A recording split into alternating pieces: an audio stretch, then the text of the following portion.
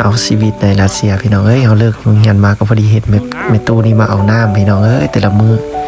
บ้านเราความหนาวพี่น้องเอ้ยเราดังไฟอูดสุมือพี่น้อง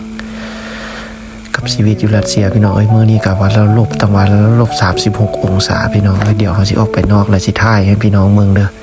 ว่าในองศา36องศานี่เพิ่นสิอยู่จังได๋ไปจังได๋พี่น้องเอ้ยเราก็สิถ่ายให้เบิ่งว่าเฮานี่สิสามารถย่างกลับบ้านได้เท่าใดพี่น้องเอ้ยตอนนี้เฮาถ่ายแล้วมันอยู่ในวิหารในมหาวิทยาลัยพี่น้องเอ้ยเฮาพักในโรงเรียนแทกได้ละแม่นตอนเช้า 8:00 นพี่น้องเอ้ยอากาศละแม่นลบ36องศาถือว่าเมื่อสูงสุดละที่เฮามาอยู่นี่เห็นเอาเดี๋ยวเฮาสิพาพี่น้องออกไปเบิ่งตอนเฮากลับบ้านยามแลงสภาพเป็นจังซี่เลยเฮาพักในโรงเรียนไปโรงเรียนตอนเช้าพี่น้องเอ้ยเบิ่งบ้านในตู้นี้สุมือเลยพี่น้องเราจะตื่นแต่เด้อหลักก็มาเอาน้ำพี่น้องอยู่นี่ใครบ้านเรามีน้ำอยู่หม้อพี่น้อง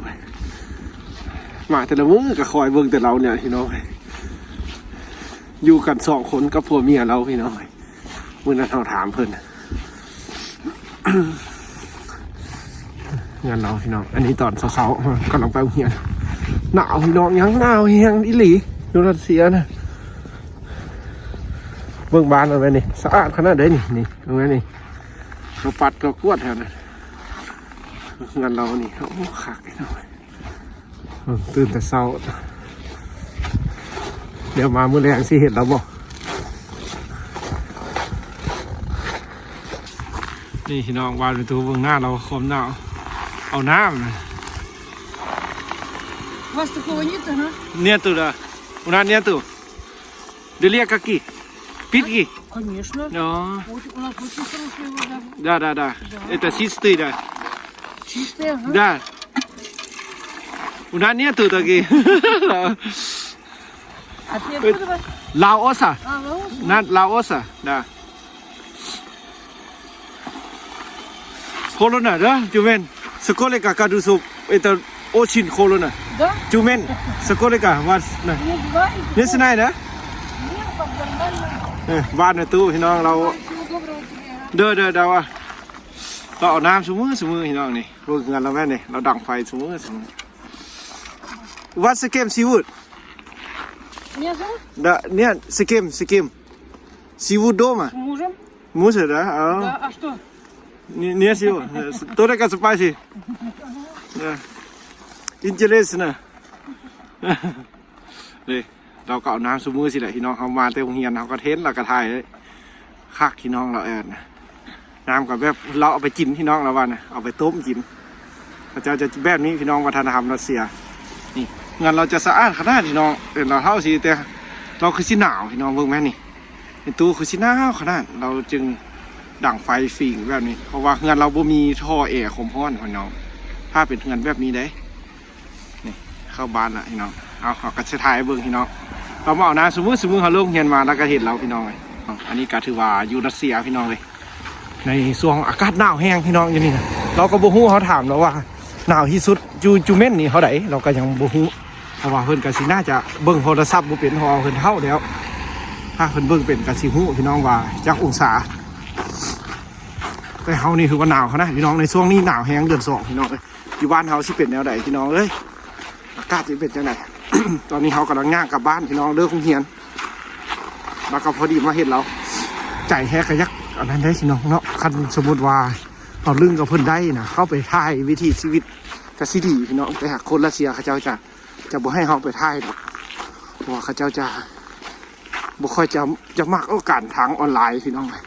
เพราะว่าบ่คือสัญชาติอื่นหนาวแห้งคักอีหลีได้พี่น้องเลยการลบ36เด้อความรู้สึกพี่น้องเลยหน้าเย็นเหนียวเลยมือต้นไม้จนขาวเบิดจะเป็นน้ำก้อนหมดนะพี่น้องเลย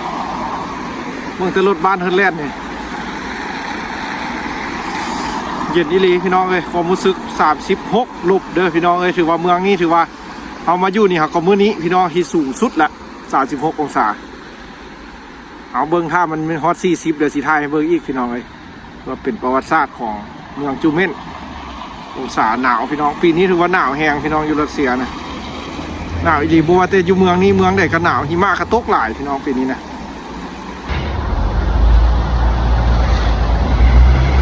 พี่น้องรัสเซียยามแรง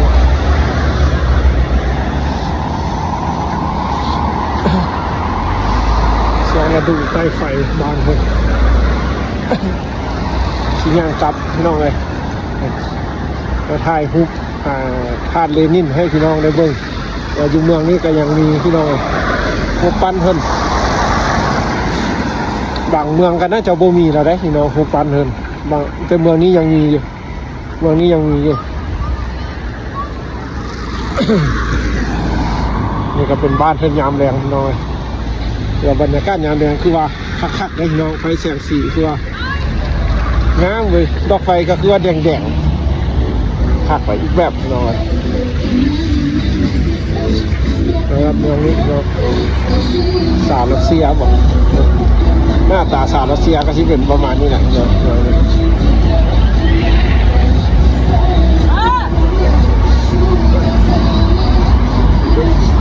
รถรางบ้านเพิ่น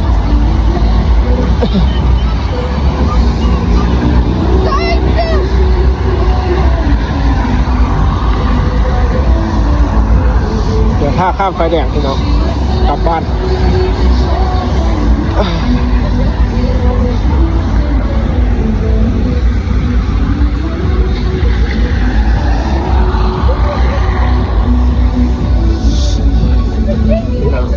หนาว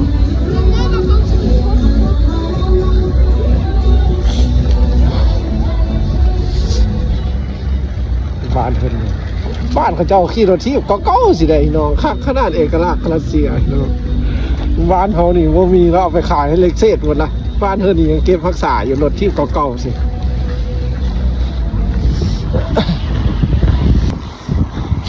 มันหนาวนะน้องแอบเงียบสงบเลยตอนนี้นะรัสเซียก็ได้อย่าเขาสิหายากเด้อพี่น้องเด้อรัสเซียเด้อคือว่ามิดเงียบเนาะวันนี้เนาะถนนเส้นทางก็ได้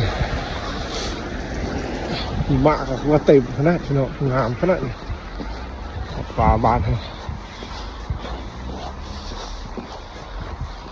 เพื่อความงามเลยพี่น้องไอ้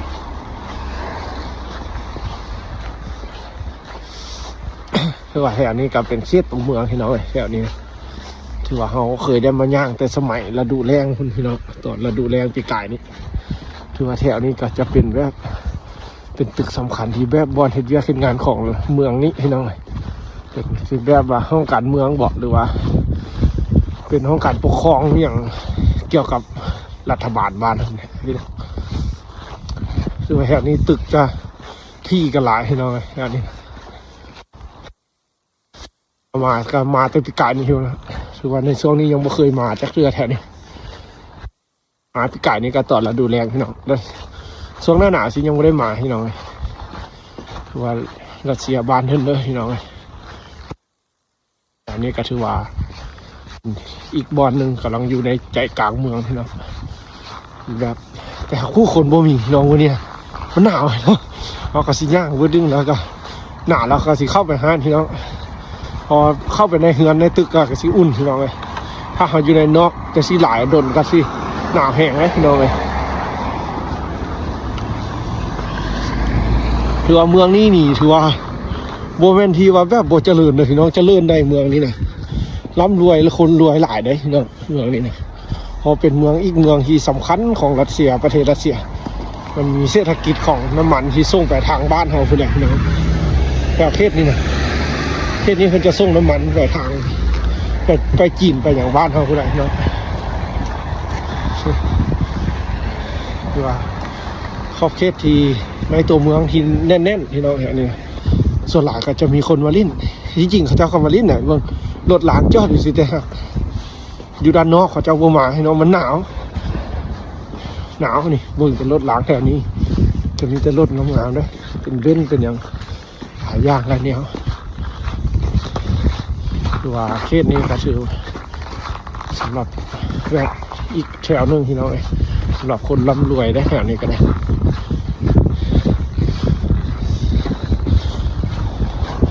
รัสเซียเขาจะมักแต่งตัวแบบแต่งหน้าแบบงามขนาดไหนพี่น้องเลยนี่ถ้าเขามีกล้องนี่อย่างดีๆก็สิกล้าสัมภาษณ์กับเจ้าพี่น้องเลยนี่คือว่าข้อเคสนี้ก็สิโอเคพี่น้องแถวนี้นะย่างไปพี่น้องแถวนี้ถือว่าแน่นเลยในเมืองเฮือนสารนะคือว่าเขายังบ่เคยพาพี่น้องมาในช่วงฤดูหนาวพี่น้องครับเขามาแต่ปีกายนี้ในช่วงฤดูแล้งพี่น้องถ้าพี่น้องครับชมอยู่กับขอบใจพี่น้องเด้อที่ติดตามถ้าเข้ามาครับชมกาฟ้าครับชมโฆษณาให้เราได้พี่น้องเพื่อแก้หนาวเขา พี่น้องเลยเขาหนาวแห้งเลยนี่ตะเวนเนี่ยยังแดงอยู่พี่น้องกำลังค่อยค่ำยามแดงนี่ก็ถือว่าเป็นอีกมุมหนึ่งไฟแดงพี่น้องเราเฮือนสารจะหนาแน่นแถวนี้นะเดี๋ยวสิถ่ายย่างไปทางหน้าไปอีกนะพี่น้องอันนี้ก็สิแมนบุคคลหนึ่งที่สำคัญของรัสเซียพี่น้องเลยเดี๋ยวเขาสิเบิ้งราสิแปะเบิ้งเด้อว่าเพิ่นเขียนได้อย่างซื้อเพิ่นละแมนฟีจินพี่น้องแปะได้น้อยหนึ่งให้แมนผู้ช่วยของอันสมัยโซเวียตพี่น้องเดี๋ยวสิแปะให้เต็มว่าแมนนี่อย่างพี่น้องเลยคือว่าสถานที่นี้เพิ่นก็เอ็ดเป็นรูปปั้นเพิ่นไว้อนุสรณ์พี่น้องนี่เดี๋ยวมื้อนี้สิพาเบิ้งแล้วก็สิไปเบิ้งของรูปปั้นท่านเลนินเนี่ยพี่น้องอยู่รัสเซียเด้อ